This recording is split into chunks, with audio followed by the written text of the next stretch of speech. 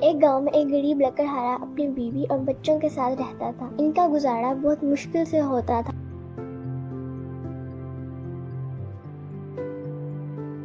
ایک دن لکڑہارا جنگل کے پاس ایک جھیل کے کنارے لکڑیاں کاٹ رہا تھا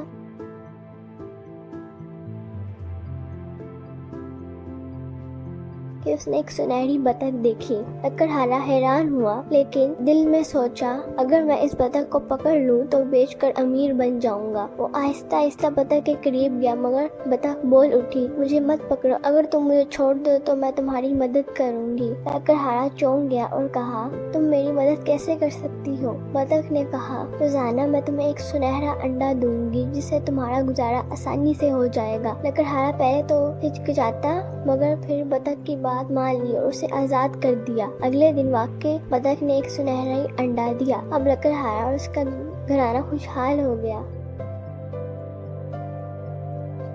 کچھ دنوں بعد لکڑہارے کی بیوی نے کہا، روز ایک انڈا بہت کم ہے، کیونکہ نہ ہم بطخ کو ذبح کر کے سارے انڈے نکال لیں۔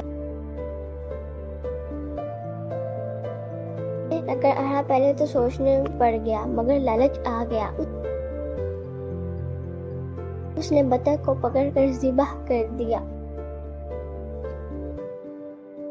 لیکن جب اس کا پیٹ چیک کیا وہ بالکل خالی نکلا، نہ کوئی انڈا نہ سونا۔ ان کا لالچ انہیں پھر سے غریب کر گیا۔